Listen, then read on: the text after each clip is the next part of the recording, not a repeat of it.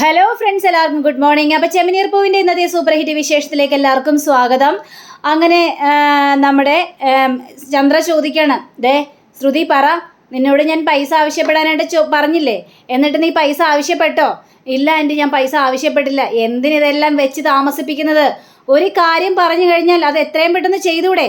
നിനക്കങ്ങനെ ചെയ്താൽ എന്താണ് കുഴപ്പം എന്നൊക്കെ ഇങ്ങനെ ചന്ദ്ര ചൂടോടെ ഇങ്ങനെ ചോദിക്കുകയാണ്. അപ്പോഴേക്കും ഞാൻ ചോദിക്കാം ആൻറ്റി, തീർച്ചയായിട്ടും ചോദിക്കാം. എത്രയും പെട്ടെന്ന് ആ പൈസ വേണം. നിൻ്റെ അച്ഛന്, അതായത് അങ്കിൾക്ക് പൈസ കൊടുക്കാനുള്ളതാണ്. രവിയേട്ടന് പൈസ കൊടുക്കണം തിരിച്ച് ഫുള്ള് എന്ന് പറയുകയാണ്. അങ്ങനെ അവരവിടെ നിന്ന് പോവുകയാണ്. അങ്ങനെ അവരവിടെ നിന്ന് പോയി കഴിഞ്ഞപ്പോഴേക്കും നമ്മുടെ ശ്രുതിക്കാണെങ്കിൽ ആകെ ടെൻഷൻ. ഇത് എങ്ങനെ പൈസ ഉണ്ടാക്കുമെന്ന് ആലോചിച്ചിട്ട് ശ്രുതിക്ക് ഒരു എത്തും പിടിയും കിട്ടുന്നില്ല. അങ്ങനെ ശ്രുതിയുടെ അരികിൽ പോയി നമ്മുടെ ശ്രുതി ഇരിക്കുകയാണ്. ശ്രുതി, എനിക്ക് പേടിയാവുന്നു ശ്രുതി. എങ്ങനെയാ ശ്രുതി ആ പൈസ എല്ലാം ഇനിയിപ്പോൾ സംഘടിപ്പിക്കുക? എത്രയും പെട്ടെന്ന് നമുക്ക് പൈസ സംഘടിപ്പിക്കണ്ടേ എന്ന് ചോദിച്ചപ്പോഴേക്കും ഇതായാലും ഇപ്പം സംഘടിപ്പിക്കേണ്ടത് ആ ഒരു കള്ളനെയാണ്. കാരണം നമ്മുടെ കയ്യിൽ നിന്ന് 30 ലക്ഷം രൂപ അടിച്ചിട്ട് പോയ ആ പെരുങ്കള്ളനെ, ആ പെരുങ്കള്ളനെ എങ്ങനെയെങ്കിലും കണ്ടെത്തണം. അതിനുശേഷം ആ 30 ലക്ഷം രൂപ മേടിക്കണം, എന്നിട്ട് അത് അങ്കിൾക്ക് കൊടുക്കണമെന്ന് പറയണം. എന്തിന്? അച്ഛനെന്തിനാ കൊടുക്കുന്നത്? അതിൻ്റെ കാര്യമൊന്നുമില്ല. ആ 30 ലക്ഷം രൂപ കിട്ടിക്കഴിഞ്ഞിട്ടുണ്ടെങ്കിൽ ഉടനെ തന്നെ ആ പൈസ ഡീലർമാർക്ക് കൊടുക്കണം. ഡീലർമാരുടെ പൈസ എടുത്തിട്ട് ആ വീട് മേടിക്കാൻ വേണ്ടി ഞാൻ അയാൾക്ക് കൊടുത്തത് 30 ലക്ഷം രൂപ. അത് ശ്രുതി, നിനക്ക് വല്ലതും അറിയാവോ എന്നൊക്കെ ചോദിച്ചപ്പോഴേക്കും അതൊന്നും പറഞ്ഞിട്ട് കാര്യമില്ല, ഒന്നും പറഞ്ഞിട്ട് കാര്യമാവണ്ട. എത്രയും പെട്ടെന്ന് ആ പൈസ സംഘടിപ്പിച്ചിട്ട് ഡീലർമാർക്ക് കൊടുക്കണം. അല്ലെങ്കിലല്ലേ ആകെ പ്രശ്നം ഉണ്ടാവും. എല്ലാ ഡീലർമാരും കൂടി വന്നിട്ട് നമ്മുടെ കമ്പനി പൂട്ടി അടിച്ച് തകർക്കും അവർ. അതുകൊണ്ട് ആ പൈസ എങ്ങനെയെങ്കിലും കൊടുത്തേ മതിയാവുള്ളൂ ശ്രുതി. അതെങ്ങനെയെങ്കിലും ഒപ്പിക്കണം. എൻ്റെ ദൈവമേ, ഇത്രയ്ക്കും ആക്രാന്തം പാടില്ല ശ്രുതി. ഇങ്ങനെ ആക്രാന്തിച്ചിട്ടാണ് ആ വീടും മേടിച്ചിട്ട് ഇതേപോലുള്ള രീതികളായി പോയത്. അത് ശരി ശ്രുതി, നീ പറഞ്ഞിട്ടല്ലേ ഞാൻ ആ വീട് മേടിച്ചത്? അത് ശരി, അപ്പം കുറ്റം എൻ്റെ പേരിലായോ? പിന്നെ അല്ലാതെ നീ ആ വീട് മേടിക്കണ്ട എന്ന് പറഞ്ഞിരുന്നെങ്കിൽ ഉറപ്പായിട്ട് ഞാൻ ആ വീട് മേടിക്കില്ലായിരുന്നു. ഞാൻ അതിൽ നിന്ന് പിന്മാറിയാനായിരുന്നു. എന്നിട്ട് നീ അത് കേട്ടില്ലല്ലോ. കൊള്ളാ ശ്രുതി. ഇപ്പം എൻ്റെ എല്ലാ കാര്യങ്ങളും എൻ്റെ പേരിൽ കുറ്റമായി. എനിക്കിങ്ങനെ തന്നെ വേണം. നീ നല്ല രീതിയിലാവട്ടെ എന്നൊക്കെ വിചാരിച്ചുകൊണ്ടാണ് ഞാൻ എല്ലാത്തിനും കൂട്ടുന്നത്. ഇപ്പോൾ എൻ്റെ പേരിൽ കുറ്റമായി. അല്ലെങ്കിൽ ആലോചിച്ച് നോക്കൂ ശ്രുതി, അന്ന് അമ്പലത്തിൽ വെച്ച് നമ്മൾ ആ ഒരു പൈസ കൊടുക്കാനായിട്ട് പോയി കഴിഞ്ഞപ്പോഴേക്കും രേവതി പറഞ്ഞാണ് വേണ്ട, ദുശ്ശകുനമാണെന്നൊക്കെ. എന്നിട്ട് നീ അത് കേട്ടില്ലല്ലോ. പിന്നെ ദുശ്ശകുനം അങ്ങനെ ഇങ്ങനെ അതൊന്നും ഇല്ല എന്ന് പറഞ്ഞുകൊണ്ട് ആ പൈസ മേടിക്കാനായിട്ട് പറഞ്ഞത് നീ തന്നെയല്ലേ? കൊള്ളാം, നിർത്ത് ശ്രുതി, നിർത്ത്. ഇപ്പം എല്ലാവരും കൂടി എൻ്റെ നെഞ്ചത്തോട് കയറിക്കോ. ഞാനാണ് എല്ലാ പ്രശ്നവും ഉണ്ടാക്കിയത്. അങ്ങനെ പറഞ്ഞില്ല ശ്രുതി. ഇനി ആ പ്രശ്നം അങ്ങോട്ട് വിട്. പക്ഷേ ഇനി ഈ 30 ലക്ഷം രൂപ എങ്ങനെയെങ്കിലും നമ്മുടെ കയ്യിൽ കിട്ടിയേ മതിയാവുള്ളൂ. അതിനെ ആ കള്ളനെ കണ്ടെത്തണം. എന്നിട്ട് ആ പൈസ ഡീലർമാർക്ക് കൊടുക്കുക തന്നെ ചെയ്യണം. ഒരു രക്ഷയില്ല. ആ ഡീലർമാർക്ക് കൊടുക്കുന്നതിന് മുന്നേ തന്നെ അങ്കിൾക്ക് കൊടുക്കണം. അങ്ങനെ ചെയ്യാനായിട്ട് പറ്റുള്ളൂ. ഏതായാലും എന്തെങ്കിലും ചെയ്യാൻ പറ്റുമെന്ന് നോക്കണമല്ലോ. അപ്പോൾ ഇത് കേട്ട് കഴിഞ്ഞപ്പോഴേക്കും എങ്കിലേ ശ്രുതി, ഒരു കാര്യം ചെയ്യുക, നമുക്കേ നിൻ്റെ അച്ഛനോട് ചോദിച്ചാലോ? നീ അച്ഛനോട് ചോദിക്കുക പൈസ. ശ്രുതി, നീ അനാവശ്യം പറയാൻ നിൽക്കരുത് കേട്ടോ. എന്ത് പറഞ്ഞാലും അച്ഛനോട് ചോദിക്കാനായിട്ട്. ജയിലിൽ കിടക്കുന്ന എൻ്റെ അച്ഛൻ എന്താണ് അവിടെ ബാങ്ക് ഉണ്ടാക്കി വെച്ചിരിക്കുകയാണോ പൈസ പെട്ടെന്ന് അയച്ചു തരാനായിട്ട്? എല്ലാ കാര്യത്തിനും അച്ഛനോട് ചോദിച്ചു കഴിഞ്ഞാൽ നാണക്കേടല്ലേ? നിങ്ങൾക്കൊരു നാണക്കേടും ഉണ്ടാവില്ല, പക്ഷേ ചോദിക്കുന്ന എനിക്കിച്ചിരി നാണക്കേടുണ്ട്. അച്ഛൻ എന്താ വിചാരിക്കുന്നത്? ശ്രുതിക്കൊന്നും ഈ വീട്ടുകാർക്കും എന്നോടൊരു താല്പര്യമില്ല, എൻ്റെ പൈസയോട് മാത്രം താല്പര്യമുള്ളൂ എന്നൊക്കെയല്ലേ എൻ്റെ അച്ഛൻ വിചാരിക്കുള്ളൂ. അതുകൊണ്ട് അച്ഛനോട് എങ്ങനെയാണ് ചോദിക്കുന്നത്? ആൻറ്റിക്ക് അങ്ങനെ പറഞ്ഞാൽ മതിയല്ലോ. പക്ഷേ ഇവിടെ അനുഭവിക്കുന്നത് മുഴുവനും ഞാനല്ലേ. എനിക്കങ്ങനെ അച്ഛനോടൊന്ന് ചോദിക്കാൻ പറ്റില്ല എന്നും പറഞ്ഞുകൊണ്ട് ശ്രുതിയുടെ വായ അടപ്പിക്കുകയാണ് അവിടെ ശ്രുതി. അങ്ങനെ ഇവർ രണ്ടുപേരും കൂടി നേരെ താഴത്തേക്ക് ഇറങ്ങുക. അപ്പോൾ രവിയും അതേപോലെ തന്നെ ചന്ദ്ര അവിടെ നിൽക്കുന്നുണ്ട്. ചന്ദ്രയാണെങ്കിൽ മോന്തയും വിളിപ്പിച്ച് നിൽക്കുക. അപ്പോൾ രവി ചോദിക്കണം, ചന്ദ്രേ എന്ത് പറ്റി, എന്താ എന്നൊക്കെ പിരിയം കൊണ്ട് ഇങ്ങനെ പൊക്കി ഇങ്ങനെ കാണിക്കാം. അപ്പോൾ ചന്ദ്ര ഒന്നും മിണ്ടുന്നില്ല. അപ്പോൾ ശ്രുതിയും ഇറങ്ങി വരികയാണ്. അച്ഛാ, ഞങ്ങൾക്ക് പോകാനുള്ള സമയമായ ചെന്നൊക്കെ ഇങ്ങനെ പറയുകയാണ്. എടാ, ആ പൈസയുടെ കാര്യമൊക്കെ എന്തായി? അപ്പോഴേക്കും ഈ ചന്ദ്ര ചോദിക്കുകയാണ്, ശ്രുതി, ആ പൈസയുടെ കാര്യം ഇളയച്ചനോട് ചോദിച്ചായിരുന്നു. ഇളയച്ചനെ നീ വിളിച്ചോ? പൈസയുടെ കാര്യം ചോദിച്ചോ എന്ന് ചോദിക്കുമ്പോൾ നമ്മുടെ ശ്രുതി അവിടെ കള്ളത്തരം പറയുക. ആൻറ്റി, അത് പിന്നെ ഞാൻ വിളിച്ചായിരുന്നു ഇളയച്ചനെ വിളിച്ചപ്പോൾ ഇളയച്ചൻ പറയുക, ഇളയച്ചനിപ്പം മലേഷ്യയിലില്ല എന്ന്. മലേഷ്യയിൽ നിന്ന് പോയി. അതുകൊണ്ട് മലേഷ്യയിൽ എപ്പോഴെങ്കിലും പോകുമ്പോൾ ചോദിക്കാമെന്നാണ് പറഞ്ഞത്. അച്ഛനെ കാണാനായിട്ട് പോയില്ല ആൻറ്റി. ഇത് കേട്ട് കഴിഞ്ഞപ്പോഴേക്കും അത് ശരി, അപ്പോൾ ഇളയച്ചൻ അവിടെ നിന്ന് പോയല്ലേ. ഒരു കാര്യം ചെയ്യ്, ഇളയച്ചനോട് എവിടെ നിന്നെങ്കിലും കടം മേടിക്കാൻ പറ. അങ്ങനെ കടം മേടിച്ച് കഴിഞ്ഞിട്ടുണ്ടെങ്കിൽ നിനക്ക് ആ പൈസ തരാമല്ലോ. അങ്ങനെ തന്നു കഴിഞ്ഞിട്ടുണ്ടെങ്കിൽ എപ്പോഴെങ്കിലും അച്ഛനെ കാണാൻ പോകുമ്പോൾ അച്ഛൻ്റെ കയ്യിൽ നിന്നും ആ കടം മേടിച്ച് അവർക്ക് ആ പൈസ കൊടുത്താൽ പോരെ. നീ ഒരു കാര്യം ചെയ്യ്, ഇളയച്ചനോട് കടം മേടിക്കാനായിട്ട് പറ. അയ്യോ ആൻറ്റി, അതെങ്ങനെയാണ് ആൻറ്റി കടം മേടിക്കുന്നത്? ഞങ്ങളുടെ കുടുംബത്തിലെ റിച്ച് ആയിട്ടുള്ളത് എൻ്റെ അച്ഛൻ മാത്രമേ ഉള്ളൂ, ബാക്കി എല്ലാവരും സാധാരണക്കാരാണ് ആൻറ്റി. അതുകൊണ്ട് അവരോടൊന്നും ചോദിക്കാനായിട്ട് പറ്റില്ല. എങ്ങനെയെങ്കിലും പൈസ സംഘടിപ്പിച്ചേ മതിയാവുള്ളൂ. ആ പൈസ സംഘടിപ്പിച്ച് രവിയേട്ടൻ ആ പൈസ കൊടുക്കണം, എന്നാലേ എൻ്റെ മനസ്സിനൊരു തൃപ്തി ഉണ്ടാവുള്ളൂ. നിനക്ക് എന്താ പറഞ്ഞ മനസ്സിലാവാത്ത ശ്രുതി എന്ന് ചോദിക്കുകയാണ്. അപ്പോഴേക്കും ഇനിയിപ്പോൾ അങ്ങനെയൊന്നും വേണ്ട, ഉടനെ തന്നെ ആ ഒരു കള്ളനില്ലേ, ആ കള്ളനെ കണ്ടെത്തണം. 30 ലക്ഷം രൂപയും കൊണ്ടുപോയ അയാളെ. അപ്പോഴാണ് നമ്മുടെ സച്ചിയും രേവതിയും കയറി വരുന്നത്. അപ്പോൾ സച്ചി രേവതിയെ കണ്ടുകഴിഞ്ഞപ്പോഴേക്കും എടാ എന്തെങ്കിലും വിവരമുണ്ടോ എന്നൊക്കെ ചോദിച്ചപ്പോഴേക്കും ആ 30 ലക്ഷം രൂപ തട്ടിക്കൊണ്ടുപോയ ആളെ കണ്ടുപിടിക്കാൻ തന്നെയാണ് ഞങ്ങൾ രണ്ടുപേരും ഇറങ്ങിയത്. അപ്പോൾ ശ്രുതി ചോദിക്കുകയാണ്, ശ്രുതിയല്ല സോറി, നമ്മുടെ ചന്ദ്ര ചോദിക്കുകയാണ്, എന്നിട്ട് അവനെ എത്രയും പെട്ടെന്ന് കണ്ടെത്തുമോ? പിന്നെ കണ്ടെത്തും, എൻ്റെ പോക്കറ്റിൽ ഇരിക്കുന്നുണ്ടല്ലോ അയാളെ കണ്ടെത്താനായിട്ട്. അപ്പോൾ രവി, വല്ല ആവശ്യം ഉണ്ടായിരുന്നോ? ഇതൊക്കെ കേൾക്കേണ്ട വല്ല കാര്യമുണ്ടോ ചന്ദ്ര? നിനക്ക് വായടക്കി മിണ്ടാതിരുന്ന് അങ്ങോട്ട് ഇരുന്നാൽ പോരെ എന്നിങ്ങനെ ചോദിക്കുകയാണ്. അപ്പോൾ ശ്രുതി ചോദിക്കണം, എടാ എങ്ങനെയാടാ കണ്ടെത്തേണ്ടത്? എടാ രേവതിയെ CID പണിക്ക് ഇറങ്ങിയിരിക്കുക ഇപ്പോൾ, നിങ്ങൾക്കൊക്കെ വേണ്ടി, കള്ളനെ കണ്ടുപിടിക്കാൻ വേണ്ടി. അവൾ വലിയൊരു ദുരന്തത്തിൽ തന്നെയാണ് ഇപ്പോൾ നിൽക്കുന്നത് എന്നിങ്ങനെ പറയാം. എടാ എനിക്കിതൊന്നും അറിയേണ്ട ആവശ്യമില്ല, എത്രയും പെട്ടെന്ന് ആ 30 ലക്ഷം രൂപ തട്ടിക്കൊണ്ടുപോയ അയാളെ കണ്ടെത്തണം. ആ പൈസ എനിക്ക് ഉടനെ കിട്ടിയാൽ മതിയാവുള്ളൂ. അത് ശരി, നീ ആൾ കൊള്ളാലോടാ. അവൻ ഓരോ കെണിയിലും പോയി ചെന്ന് ചാടിയിട്ട് ഇനി ഞങ്ങളതിൻ്റെ പിന്നാലെ നടക്ക്. എടാ പിന്നെ ആ 30 ലക്ഷം രൂപ കിട്ടിയാലേ എൻ്റെ കയ്യിൽ തന്നെ ഏൽപ്പിക്കണം, അത് വേറെ ആർക്കും കൊടുക്കാൻ പാടില്ല. പോടെ അവിടെ നിന്ന്, അതൊന്നും നടക്കാത്ത കാര്യമാണ്. ആദ്യമേ 30 ലക്ഷം രൂപ കിട്ടുമെന്ന് നോക്കട്ടെ. നീ എന്താ വിചാരിച്ചത് ഞാനതെല്ലാം അടിച്ചു മാറ്റിക്കൊണ്ട് പോകുന്ന? എടാ നിൻ്റെ സ്വഭാവമാണ് പൈസ അടിച്ചു മാറ്റി ഓടിക്കൊണ്ട് പോകുന്നത്, അല്ലാതെ എൻ്റെ സ്വഭാവമല്ല എന്നിങ്ങനെ സച്ചി പറയുകയാണ്. അപ്പോൾ രവിയാണെങ്കിൽ അല്ല നിർത്ത്, ഏതായാലും അവൻ എത്രയും പെട്ടെന്ന് കണ്ടെത്താനായിട്ട് നോക്ക്. അപ്പോൾ നമ്മുടെ പറയുകയാണെങ്കിൽ ഇപ്പോൾ കണ്ടെത്തിയാലും അവൻ പൈസ തരുമെന്ന് വല്ല ഉറപ്പുണ്ടോ എന്നൊക്കെ ഇങ്ങനെ ചോദിച്ചു കഴിഞ്ഞപ്പോഴേക്കും അയ്യോ അതെന്താ, അല്ല ഇവനിപ്പോൾ എന്നെ കേസ് കൊടുത്ത് മുന്നോട്ട് പോയി കഴിഞ്ഞാൽ പ്രശ്നമാവൂലേ? അപ്പോൾ വർഷയും പറയാണ് അതെ അല്ലെങ്കിൽ അത് ശരിയാണ്, കേസ് കൊടുത്തു കഴിഞ്ഞിട്ടുണ്ടെങ്കിൽ എനിക്ക് എൻ്റെ കയ്യിൽ കൊടുക്കാൻ പൈസയൊന്നുമില്ല, എന്നെ അറസ്റ്റ് ചെയ്തോളൂ എന്നും പറഞ്ഞുകൊണ്ട് അയാൾ സ്വയം കീഴടങ്ങി കഴിഞ്ഞിട്ടുണ്ടെങ്കിൽ 30 ലക്ഷം രൂപയും കിട്ടില്ല, ഒന്നും കിട്ടാനായിട്ട് പോകുന്നില്ല. എൻ്റെ ദൈവമേ, എൻ്റെ 30 ലക്ഷം രൂപ പോയോ, ഇനി ഞാൻ ഡീലർമാർക്ക് എന്ത് കൊടുക്കുമോ എന്നും പറഞ്ഞുകൊണ്ട് നിൽക്കുക. അതൊക്കെ ഇരിക്കട്ടെ. അപ്പം നമ്മുടെ ചന്ദ്രയാണെങ്കിൽ എനിക്കേ ഭയങ്കര വിശക്കുന്നു രേവതി, പോയി എന്തെങ്കിലും ഉണ്ടാക്കിക്കൊണ്ട് വന്നേ. സച്ചി കൊള്ളാം, നിങ്ങൾക്കേ ഒരു മനസ്സാക്ഷിയില്ല കേട്ടോ. രേവതി ഇത്ര നേരം എൻ്റെ ഒപ്പമായിരുന്നു, എൻ്റെ കൂടെ ഓരോ ആൾക്കാരെ അന്വേഷിച്ചുണ്ട്, എന്നിട്ട് അവളോട് എന്തെങ്കിലും ഉണ്ടാക്കിക്കൊണ്ട് വരാനായിട്ട്. അവൾ എൻ്റെ ഒപ്പം വന്നതുകൊണ്ട് ഒന്നും ഉണ്ടാക്കിയിട്ടൊന്നുമില്ല.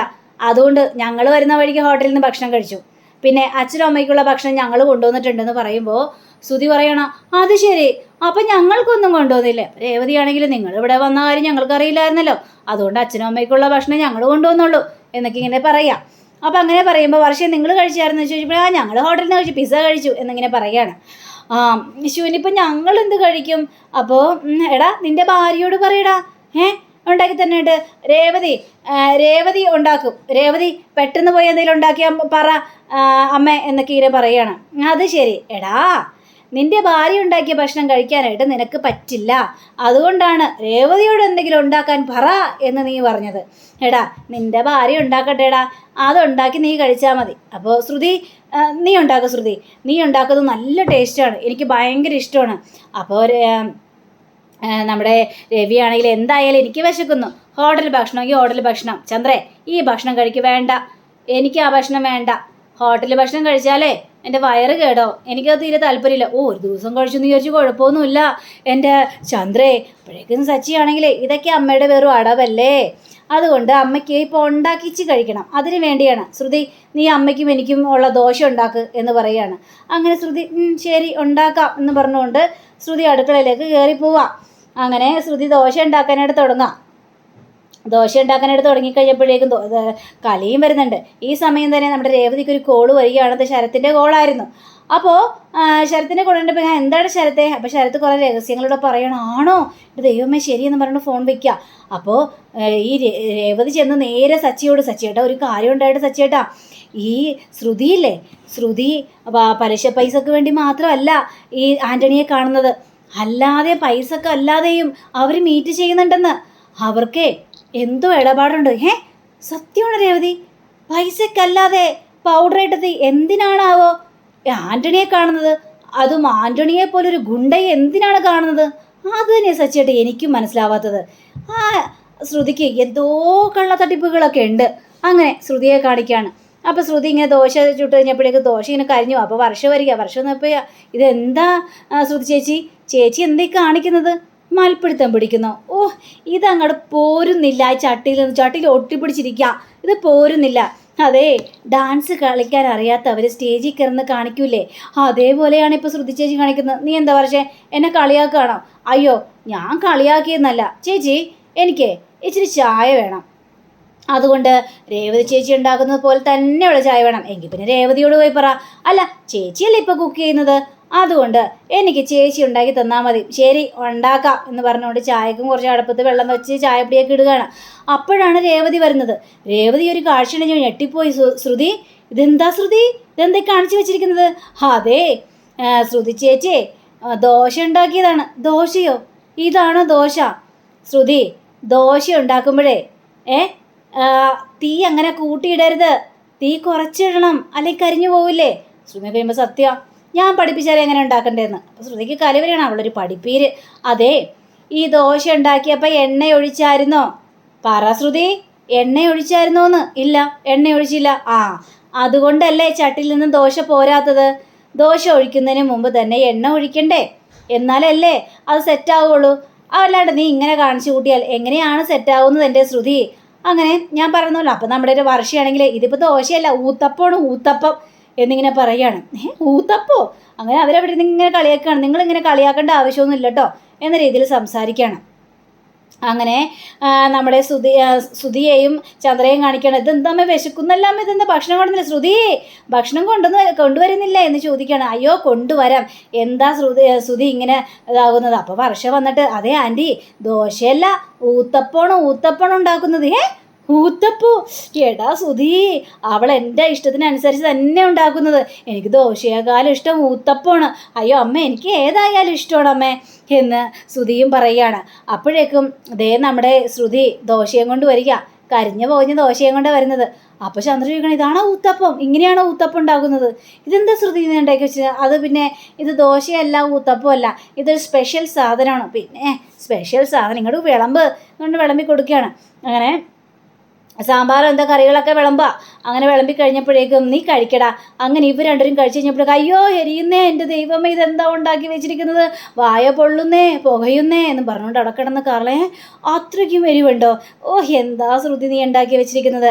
അപ്പോഴേക്കും വർഷം അവിടെ ചായ കുടിച്ച് നോക്കുക. അയ്യേ, ഇത് ചായയാണോ കയ്പും വെള്ളമാണോ എന്നിങ്ങനെ ആലോചിച്ചുകൊണ്ടിരിക്കുമ്പോൾ നമ്മുടെ രേവതി വരിക. അപ്പോൾ രേവതിയോട്, എൻ്റെ ചേച്ചി എനിക്ക് ഇത്തിരി ചായ ഉണ്ടാക്കി തരാമോ? ശ്രുതി ചേച്ചി ചായ ഉണ്ടാക്കി വെച്ചിരിക്കുന്നത് നോക്കിക്കണ്ടേ, വായിൽ വെക്കാൻ പറ്റുന്നില്ല എന്നിങ്ങനെ പറയുമ്പോൾ ഞാൻ ഉണ്ടാക്കി തരാമല്ലോ, അതിനെന്താ കുഴപ്പം? അപ്പോൾ ശ്രുതിയും വരികയാണ്. അപ്പോൾ ശ്രുതിയോട് ശ്രുതി ചോദിക്കുകയാണ്, എങ്ങനെയുണ്ട് ചായയൊക്കെ കൊള്ളാവോ എന്നൊക്കെ ചോദിച്ചു. പിന്നെ ഭയങ്കരമാണ്. അതെ ശ്രുതി, ഞാനൊരു കാര്യം ചോദിക്കട്ടെ നിന്നോട്, നിനക്ക് എന്തെങ്കിലും കടബാധ്യതയുണ്ടോ? ഇത് കേട്ട ശ്രുതി ഒന്ന് ഞെട്ടുക. കടബാധ്യതയോ? എനിക്കോ? എനിക്കെന്തിനാ കടം? അതിൻ്റെ ആവശ്യമൊന്നുമില്ലല്ലോ, എനിക്ക് കടമൊന്നുമില്ല. ആണോ? അങ്ങനെയാണെങ്കിൽ ശ്രുതി, നീ എന്തിനാ ആൻ്റണിയുടെ കയ്യിൽ നിന്നും പലിശയ്ക്ക് പണം എടുക്കുന്നത്? ഇത് കേട്ട ശ്രുതിയുടെ കിളി പോയൊരവസ്ഥ നിൽക്കുകയാണ്. ഇതൊക്കെ നിന്നോട് ആരാ പറഞ്ഞത്? അല്ല, എൻ്റെ അനിയൻ ശരത്തില്ലേ, അവൻ്റെ കീഴിൽ കുറേ നാൾ ജോലി ചെയ്താണല്ലോ.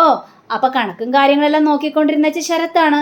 അതുകൊണ്ടാണ് ഞാൻ നിന്നോട് ചോദിച്ചത് ആൻ്റണിയുമായിട്ട് വല്ല ഇടപാടുണ്ടോയെന്ന്. എനിക്കൊരു ഇടപാടുമില്ല, ഞാനെന്തിനാ ഇടപെടുന്നത്? അപ്പോൾ മുഖം വല്ലാത്തൊരു രീതിയിലായി പോവുകയാണ്. അപ്പോൾ വർഷ ചോദിക്കണം, എന്താ ശ്രുതി ചേച്ചി ഇന്ന് വേർക്കുന്നുണ്ടല്ലോ ചോദിച്ചപ്പോഴേക്കും, വെറുക്കാനോ? ഞാനോ? അത് ചൂടുള്ളത് കൊണ്ടായിരിക്കും, അല്ലാതെ എനിക്കൊരു വെറുപ്പുമില്ല. നിങ്ങളൊന്ന് മാറിക്കണ്ടേ, ഓരോ ചോദ്യങ്ങളുമായിട്ട് ഇങ്ങോട്ട് വന്നോളൂ എന്ന് പറഞ്ഞുകൊണ്ട് ശ്രുതി അവിടെ നിന്ന് എസ്കേപ്പ് ആവുക.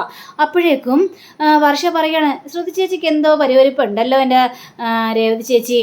ചോദിച്ചു കഴിഞ്ഞപ്പോഴേക്കും ആൾ നിന്ന് വേർക്കുകയും വല്ലാത്തൊരു വിറയ്ക്കുകയും ഒക്കെ ചെയ്യുകയാണല്ലോ, എന്താ സംഭവം എന്നൊക്കെ ചോദിച്ചപ്പോഴേക്കും അതൊക്കെ ഉണ്ട്.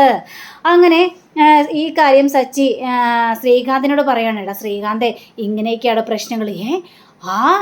ഇതായിട്ട് എന്തിനാണ് ശ്രുതി ചേച്ചി ഇടപെടാനായിട്ട് പോകുന്നത്? അതാണ് അറിയാൻ പാടില്ല. അപ്പോഴേക്കും ശ്രുതി വരികയാണ്, നീയേ ഇപ്പോൾ ഒന്ന് പോയി ചോദിച്ചിട്ടുണ്ട് വല്ല കടബാധ്യത ഉണ്ടോ എന്ന്. അങ്ങനെ ശ്രുതിയേട്ടാ, എനിക്ക് ശ്രുതിയേട്ടനോടൊരു കാര്യം പറയണ്ടേ. എന്താണ് ശ്രീകാന്തേ? അതെ, ശ്രുതിയേട്ടന് വല്ല കടബാധ്യതയുണ്ടോ? കടബാധ്യതയോ? എനിക്കോ? എന്തിനാടാ? എൻ്റെ കാര്യമൊന്നുമില്ലല്ലോടാ.